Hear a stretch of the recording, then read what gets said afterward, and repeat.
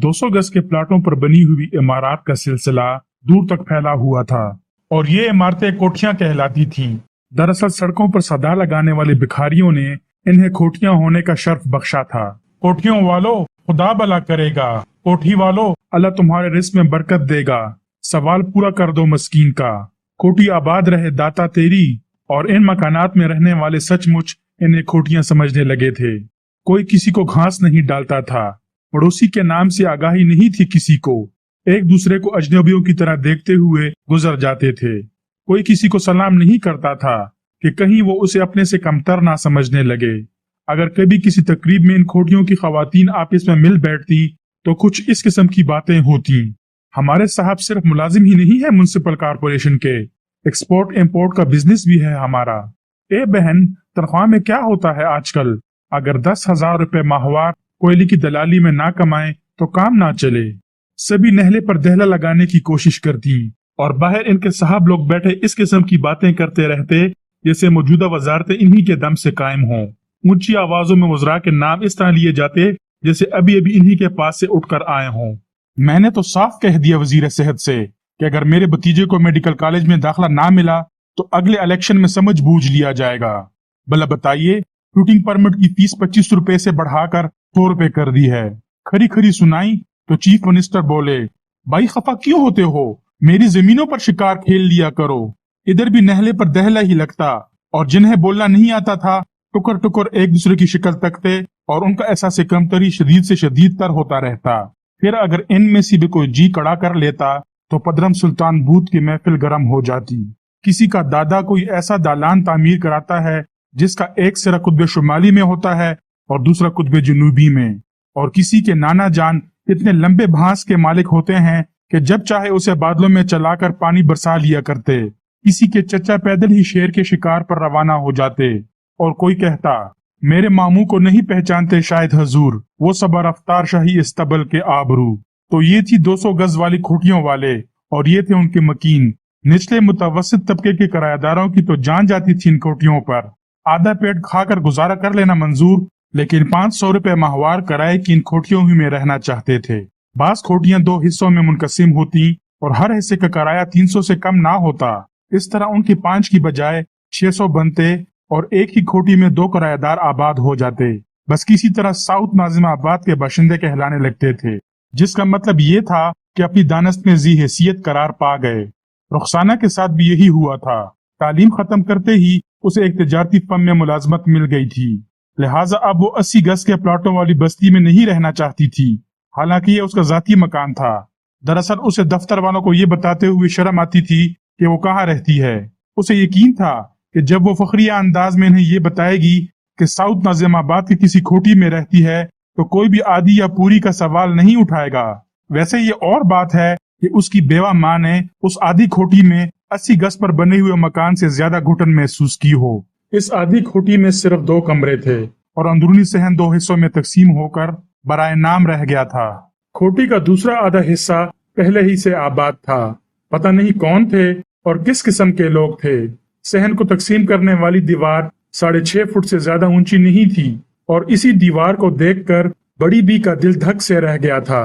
माँ बेटी तन्हा थी, कोई मर्द साथ नहीं था।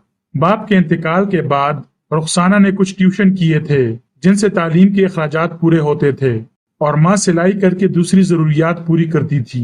यूं किसी न किसी तरह उसने बीकॉम इम्तियाजी हैसियत से पास किया था और कामर्स के शोबे के सदर की सिफारिश पर जल्द ही मुलाजमत भी हासिल कर ली थी।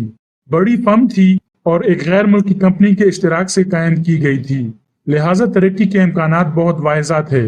माँ बहुत खुश थी, लेकिन ये खुशी उसी वक्त तक कायम रही जब तक उस आधी खोटी में कदम नहीं रखा था। अपने मोहल्ले की बात और थी, सब जान पहचान के लोग थे, इसीलिए शोहर की मौत के बाद भी उसने ज्यादा बेइत्मीनानी महसूस नहीं की थी। सभी इन दोनों का खास ख्याल रखते थे। मोहल्ले के आवारा लौंडे तक इनके मामलात में मोहतात हो गए थे। पड़ोस की औरतें दिन रात घर में आती जाती रहती, लेकिन इस बस्ती में कदम रखते ही उसे महसूस हुआ था जैसे यहाँ कोई किसी का पुरसाने हाल ही ना हो। न सड़क पर बच्चों का शोर था और न ख्वांचों वालों की मानूस आवाजें। सरे शाम ही ऐसा सन्नाटा छा गया जैसे आधी रात गुजर गई हो। वो खासी देर तक इस घुटन को सहती रही थी, फिर बेटी से बोली थी, ये तुमने कहाँ ला फंसाया, मुझसे तो इस कब्रिस्तान में हरगिज ना रहा जाएगा। रुखसाना हंस पड़ी और बोली, थोड़े ही दिनों में आदी हो जाएंगी, शाइस्ता लोगों की बस्तियां ऐसी ही पुरसकून होती हैं। माँ चुप हो रही, कहती भी क्या, इसकी तो उम्र ही नाशाइस्ता लोगों की बस्तियों में गुजरी थी, शाइस्ता लोगों का उसे कोई तजर्बा नहीं था। दफतन उसे कुछ याद आ गया और वो रुखसाना को गौर से देखती हुई बोली, तुमने तो कहा था कि मालिक मकान 1 साल का किराया यकमुश्त तलब कर रहा है, फिर यकायक तुम्हें ये मकान कैसे मिल गया? हमारे पास तो 3600 रुपए नहीं थे। इस पर तो मुझे भी हैरत है अम्मी। पहले उसने साल भर का किराया पेशगी तलब किया था, फिर 3 दिन बाद खुद ही मेरे दफ्तर आकर कहा था कि सिर्फ 1 माह का किराया पेशगी चलेगा। लेकिन तुमने मुझसे इसका जिक्र नहीं किया था। मैं समझी शायद तुमने कहीं से कर्ज लेकर अदायगी कर दी है। मैंने इसलिए जिक्र नहीं किया था कि तुम ख्वामख्वाह शकूक व शुबहात में मुब्तला हो जाओगी। वो तो हो गई हूँ। क्या मालिक के मकान दूसरे हिस्से में खुद रहता है? सवाल ही पैदा नहीं होता अम्मी। वो तो 1500 गज के प्लाट पर रहते हैं। आखिर तुमने उसे मंजूर कैसे कर लिया? वो बहुत अच्छे आदमी मालूम होते हैं। कहने लगे, पैसों की कोई बात नहीं, मुझे तो शरीफ और काबिल एतमाद किरायादार चाहिए। तुमने बहुत बुरा किया रुखसाना, मुझे तो बता दिया होता। तुमने सिर्फ तालीम हासिल की है, तुम्हें दुनिया का तजर्बा नहीं है। रुखसाना इस तरह मुतफक्किर नजर आने लगी जैसे वो खुद भी पहले ही से यही सब कुछ सोचती रही हो और माँ की जुबान से भी इन्हीं खदशात का जिक्र सुनकर तशवीश में इजाफा हो गया हो। खैर, माँ कुछ देर बाद तवील सांस लेकर बोली, अब इस बात का ख्याल रखना कि तुम्हारा बाप बड़ा गैरतमंद था। तुम मुतमईन रहो अम्मी, बेगैरती पर मौत को तरजीह दूंगी। बात वक्ती तौर पर खत्म हो गई थी, लेकिन जहनों में खलिश बरकरार रही। 8 बजे के करीब इतलाई घंटी की आवाज सन्नाटे में गूंजी थी और दोनों उछल पड़ी थीं। हैरत से एक दूसरे की तरफ देखती रही। फिर माँ ने आहिस्ता से कहा, यहाँ कौन आया है? घंटी फिर बजी थी। रुखसाना उठी, लेकिन माँ ने हाथ पकड़ लिया। ठहरो, ना जाने कौन हो, यहाँ तो आधी रात हो गई है, देखना तो पड़ेगा कि है कौन। ठहरो, मैं भी चलती हूँ, पहले पूछ लेना कौन है, फिर खोलना दरवाजा। ओफो अम्मी, अगर इसी तरह डरते रहे तो फिर रह चुके यहाँ। रुखसाना झंझला गई। वो दोनों दरवाजे तक आई थी और रुखसाना ने ऊंची आवाज में पूछा था, कौन है? ताहिर, आपका सेक्शन मैनेजर। बैरूनी बरामदे से आवाज आई और रुखसाना के हाथ पैर फूल गए। आवाज पहचान ली थी उसने।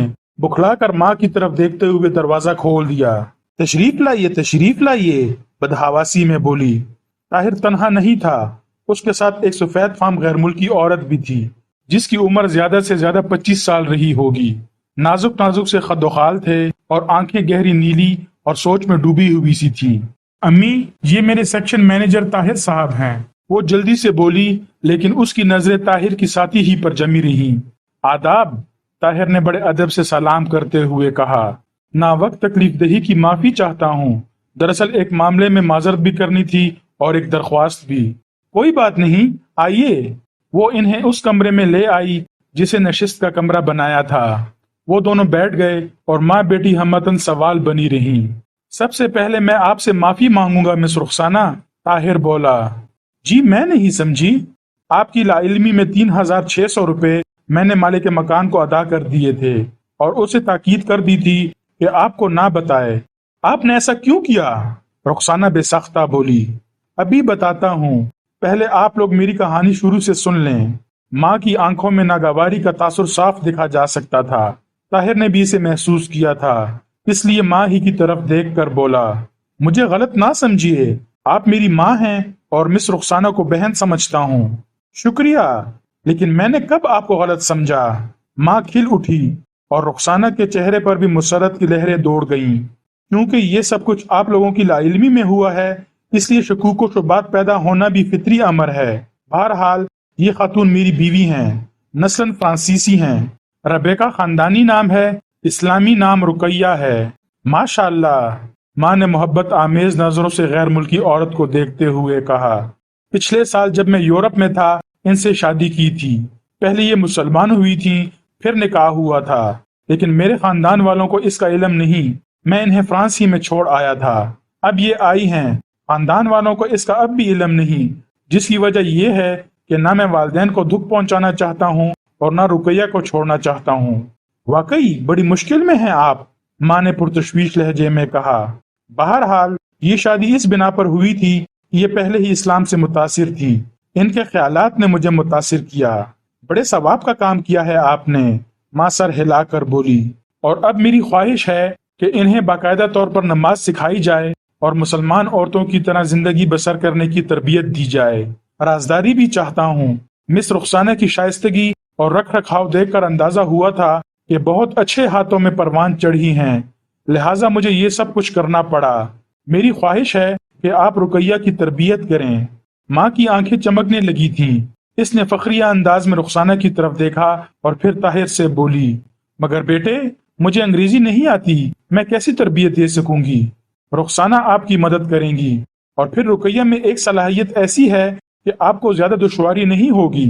फ्रांसीसी मादरी जुबान है, अंग्रेजी भी बोल सकती हैं और किसी भी जुबान में जो कुछ भी रटा दिया जाए बहुत जल्द याद हो जाता है। लहजे और तलफ़्फ़ुज़ समेत देखिए, मैं कलमा पढ़वाता हूँ, बिल्कुल आप ही के अंदाज में पढ़ेंगी। ताहिर ने बीवी से कलमा पढ़ने को कहा था और उसके बयान की तस्दीक हो गई थी।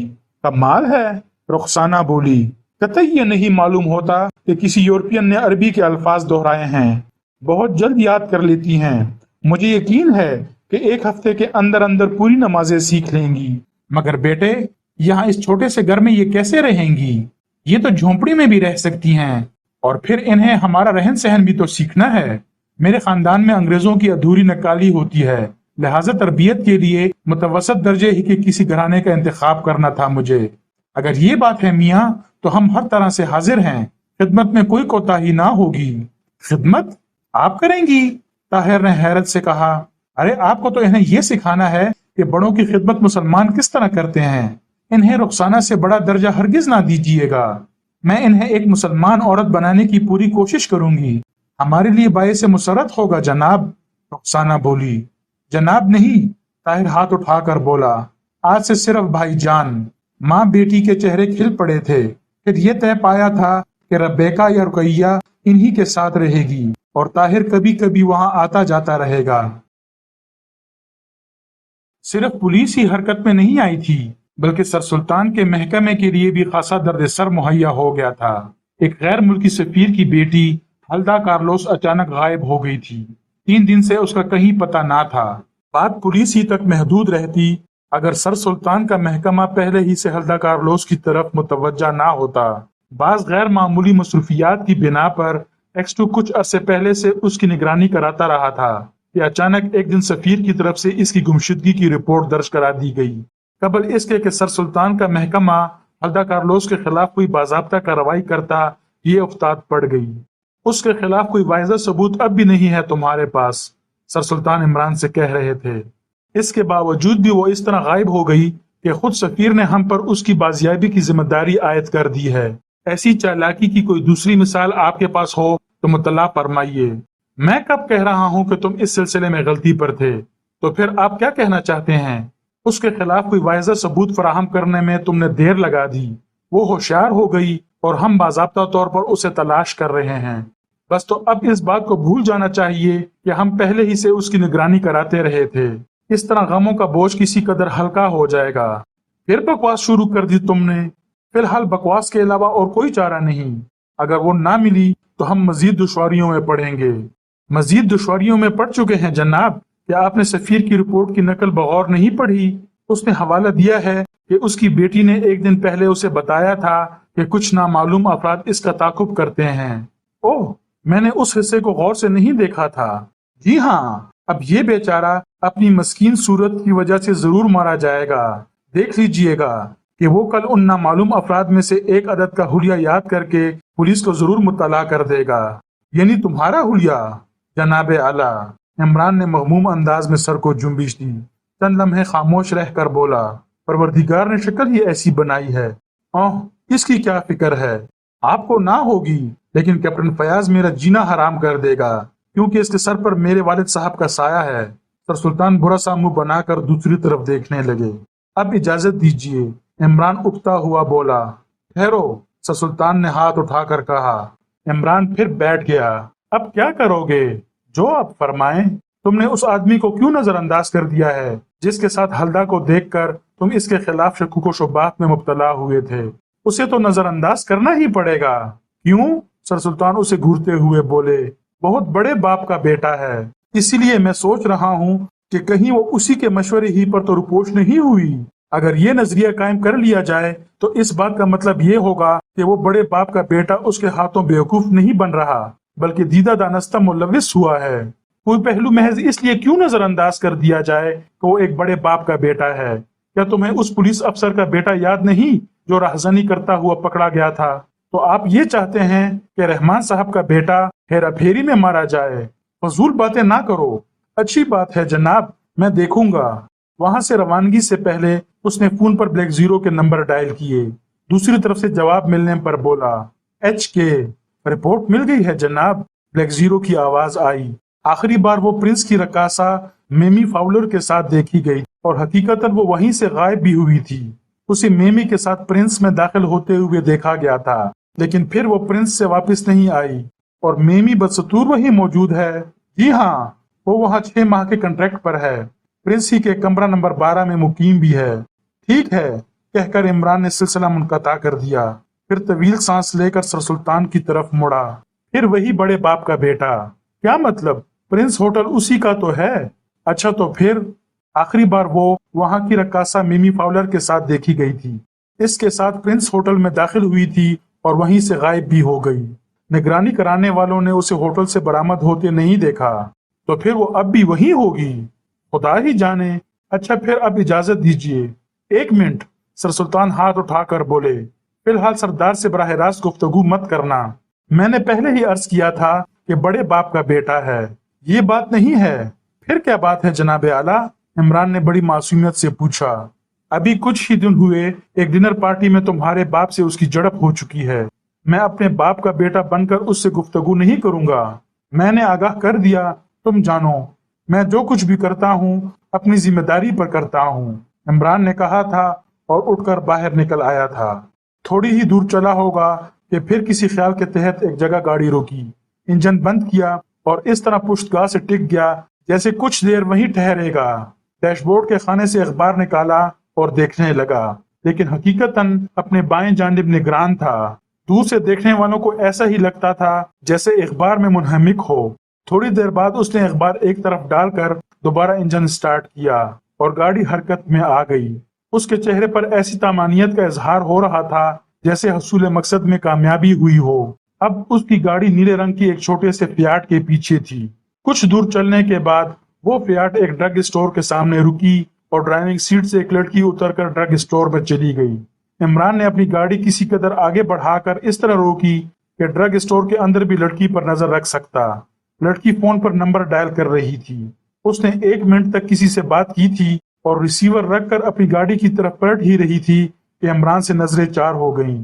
جھٹکے کے ساتھ رک گئی۔ چہرے کا رنگ اڑنے لگا تھا جیسے چوری کرتے ہوئے پکڑی گئی ہو، لیکن جلد ہی سنبھل گئی تھی۔ فٹ پاتھ پر اتر آئی اور مسکراتی ہوئی عمران کی گاڑی کی طرف بڑھی۔ ہیلو مسٹر عمران، قریب پہنچ کر بولی، یہاں کیا ہو رہا ہے؟ آپ کا انتظار، عمران نے بڑی سادگی سے کہا۔ کیا آپ میرے پیچھے پھرتے رہے ہیں؟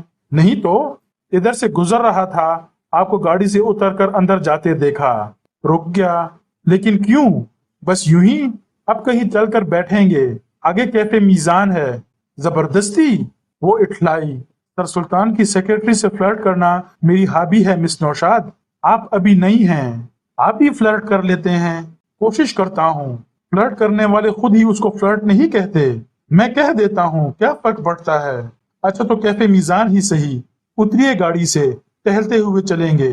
لیکن نہیں، ذرا ٹھہریے، میں پھر ایک کال کروں گی، اپنی اس سہیلی کو مطلع کر دوں کہ تھوڑی دیر بعد پہنچ سکوں گی۔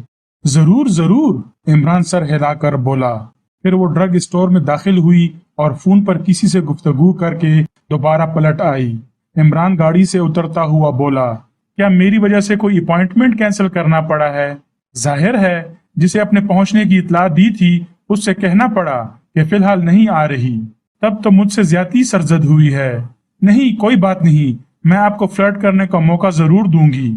دونوں کیفے میزان کی طرف چل پڑے۔ کیا چھٹی لے کر جا رہی تھی؟ عمران نے پوچھا۔ जाहिर है स्कूल तो है नहीं कि चुपचाप खिसक गए और दूसरे दिन डांट फटकार सुन ली।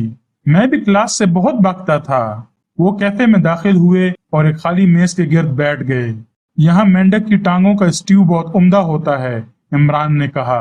घिनौनी बातें हैं मिस्टर इमरान, क्या आप इसी तरह फ्लर्ट करते हैं? बकरी के सिरी पाए भी अक्सर फ्लर्ट में काम आते हैं। मेरा ख्याल है कि आपकी पिछली 7 पुश्तों में से भी कभी किसी ने किसी से फ्लर्ट ना किया होगा। अभी मुझे इसकी इत्तला नहीं मिल सकी। आप सिर्फ ये बता दीजिए कि आप क्यों रुके थे मेरे लिए। पहले तो कभी ऐसा नहीं हुआ। पिछले ही हफ्ते मैंने आपको गौर से देखा है। फजूल बात, वो बुरा सा मुंह बनाकर बोली। मैं ही कुछ मंगवाऊं? उसने लापरवाही से शानों को जुम्बिश दी और दूसरी तरफ देखने लगी। इमरान ने करीब खड़े हुए वेटर को ऑर्डर दिया था। वो चला गया और इमरान मेज पर उंगलियों से तबला बजाने लगा और इस तरह गायब गला हो गया जैसे अपने अलावा किसी और की मौजूदगी का एहसास ही न रह गया हो। मिस्टर इमरान, दफतन वो गुस्सीले लहजे में बोली, आखिर आप चाहते क्या हैं? आए क्या मतलब? वो चौंक पड़ा। आप मुझे यहाँ क्यों लाए हैं? चाय पिलाने, और आप जो कुछ खाना चाहें। मैं बॉस से शिकायत करूंगी। क्या फायदा? वो मेरे बॉस तो है नहीं कि मुझसे जवाब तलब करेंगे। ये भी ठीक है, फिर आप दफ्तर क्यों आते हैं? ये देखने के लिए कि पर्सनल असिस्टेंट वही पुरानी वाली है या बदल गई है। मैं पर्सनल असिस्टेंट नहीं हूँ। शायद इन्होंने अभी तक मेरी तरह गौर से नहीं देखा। लोग आपको बेवकूफ समझते हैं, लेकिन मैं नहीं समझती। बहुत बहुत शुक्रिया। चाय के बाद अंबाला वालों की रसमलाई भी खिलाऊंगा। मेरा ये मतलब नहीं था। फिर क्या मतलब था? आप जो कुछ नजर आते हैं वो नहीं हैं। अपने बारे में क्या ख्याल है? क्या मतलब? वो उसे घूरती हुई बोली। तुम अंदाजा नहीं कर सकती कि किस किस्म की आग से खेल रही हो। ये क्या बात हुई? तुम अच्छी तरह समझती हो। क्या समझती हूँ? किसी को इतला दी थी फोन पर कि मैं सर सुल्तान से मिलने आया था। झूठ है। मैंने किसी को। वो जुमला पूरा किए बगैर खामोश होकर हाँफने लगी। मैं जानता हूँ कि तुम एक बूढ़े और नाबीना बाप का वाहिद सहारा हो। तुम्हें सोच समझ कर जिंदगी बसर करनी चाहिए। मिस्टर इमरान, इसकी आवाज कांप रही थी। वो शख्स इब्नुल वक्त है जिसके जानसे में तुम आ गई हो। दर्जनों की जिंदगियां बर्बाद कर चुका है। Mister Imran please. सर सुल्तान को अभी तक इसका इल्म नहीं हो सका कि उनके दफ्तर की बातें बाहर किस तरह पहुंचती हैं। मैं कुछ नहीं जानती।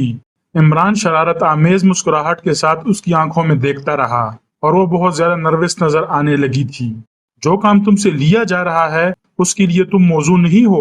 वो बिल आखिर संजीदगी इख्तियार करके बोला।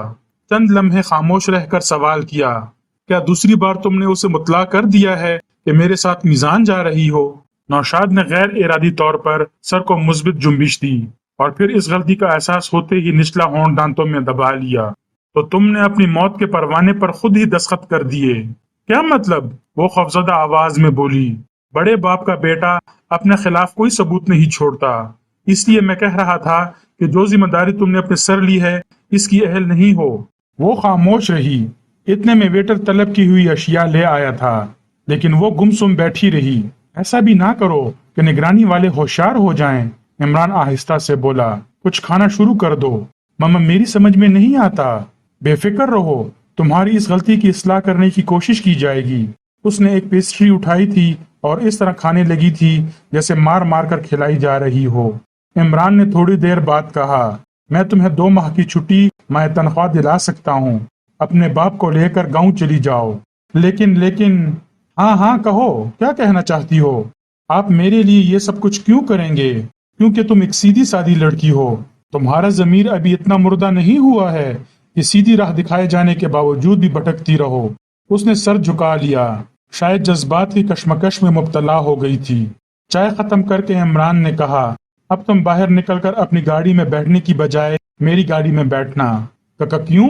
ये भी तो देखना है कि उसने किसी को हमारी निगरानी के लिए मुकर्रर किया है या नहीं। इमरान का ख्याल गलत नहीं साबित हुआ था। गाड़ी थोड़ी ही दूर चली होगी कि एक मोटरसाइकिल नुमाया तौर पर ताकुब करती हुई नजर आई थी। मुझ पर नजर रखने के अलावा और क्या हिदायत मिली थी? इमरान ने विंडशील्ड पर नजर जमाते हुए लड़की से सवाल किया।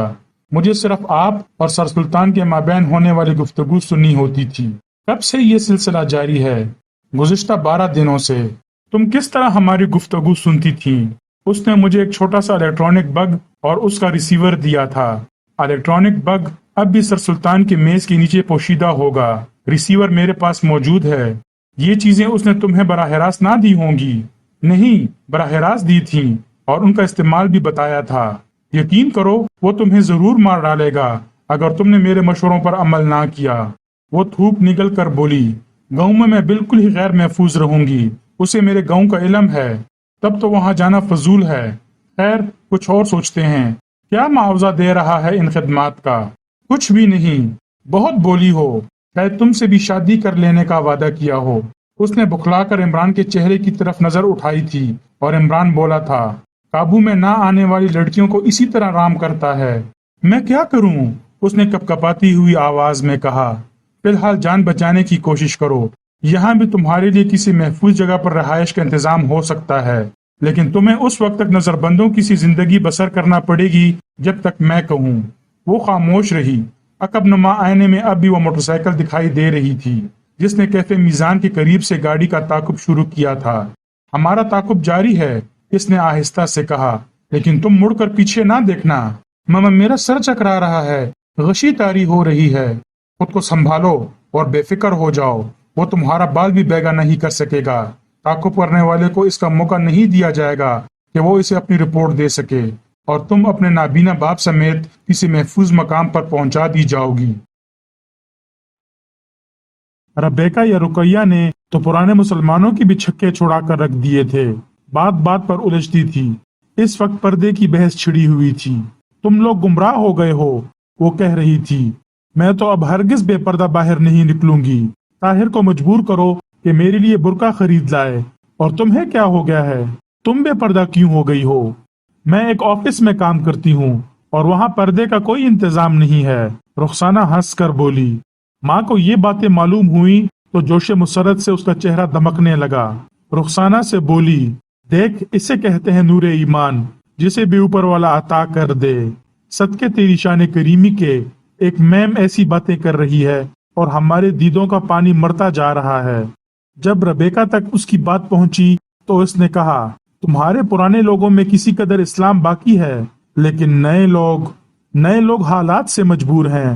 رخسانہ بولی، اب مجھے ہی دیکھو، کوئی مرد کمانے والا نہیں ہے، تو پھر کیا ہم فاقے کریں اور مر جائیں؟ تمہاری اسلامی حکومت عورتوں کے لیے کوئی الگ انتظام کیوں نہیں کرتی؟ تمہیں مردوں کے دوش بدوش لانے کی کیا ضرورت ہے؟ ہم لوگ تو تنگ آ گئے ہیں اس زندگی سے۔ ہماری عورتیں اب صرف گھروں ہی کی ذمہ داریاں سنبھالنا چاہتی ہیں، گھروں تک محدود رہنا چاہتی ہیں۔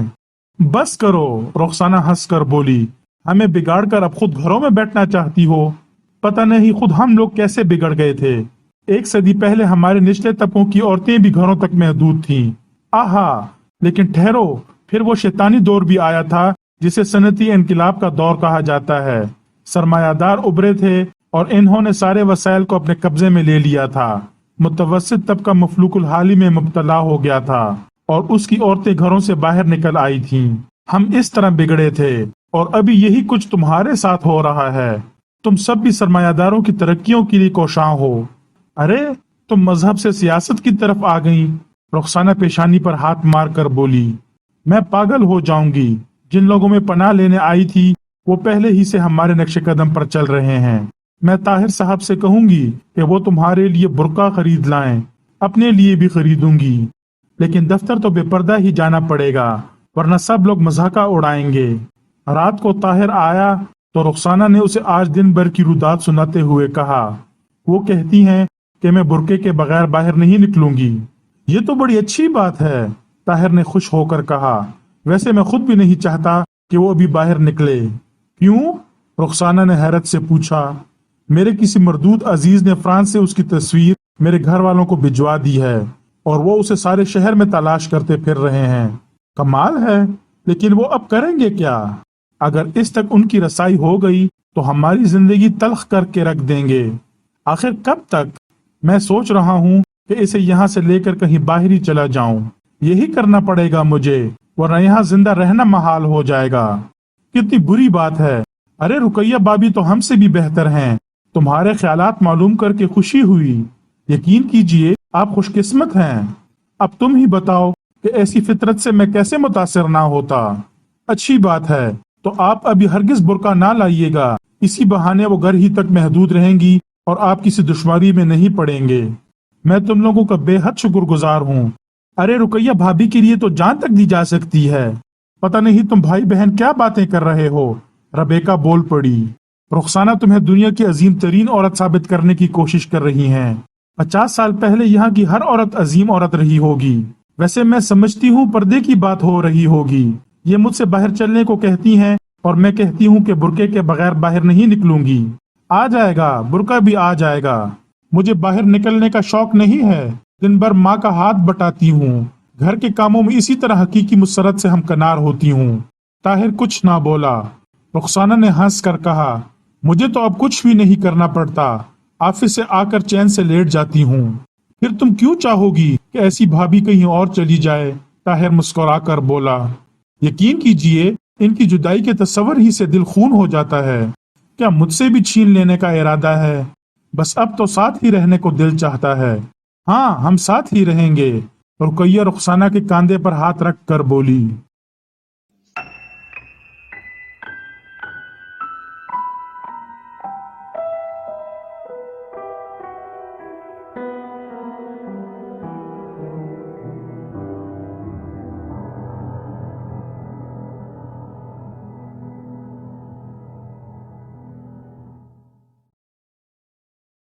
अगर कहानी अच्छी लगी हो और आपको मेरा कंटेंट पसंद आ रहा हो तो मेहरबानी फरमाकर चैनल को सब्सक्राइब कीजिए और आने वाले कहानी और नावलों से लुत्फ अंदोज होते रहिएगा। बहुत बहुत शुक्रिया।